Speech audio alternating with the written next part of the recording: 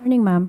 Ma'am, in relation to criticisms, may we just get a palace reaction on Senator Amy seeking forgiveness from her father, late President Ferdinand Marcos Sr., for not being able to watch her brother, the president. May I read a portion of her statement? She said, "Hindi ko nabantayan eh, kaya dad, sinubukan ko talaga, pinagpilitan ko. Nayayamot na nga sa akin si Bongbong, alam ko naman, pero hindi ko talaga kinaya." Okay, mas maganda po siguro mahimay natin ang mga bawat salita ni Senator Amy Marcos. Ito naman ay para malaman din ang taong bayan. Ano nga ba ang totoo? Ang sabi niya ay hindi nabantayan. Sino kaya talaga ang hindi nabantayan ng magulang at sino ba talaga ang hindi nabantayan ang kapatid?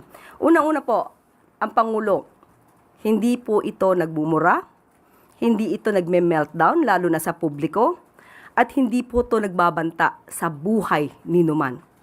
Ang Pangulo po ay ikinasal, may pamilya, hanggang ngayon, faithful sa asawa. So, sino po kaya ba ang naging pasaway? Sino po kaya ang dapat na binantayan? Ang paghingi ng patawad, yung pang hindi pagbabantay sa kanyang kapatid, o ang paninira ng kapatid sa publiko? Ma'am, nakausap niyo po ba si President Marcos regarding sa latest statement ng kapatid niya? Alam po ng Pangulo ang nangyayari sa atin at sa mga pangyayari sa ating paligid.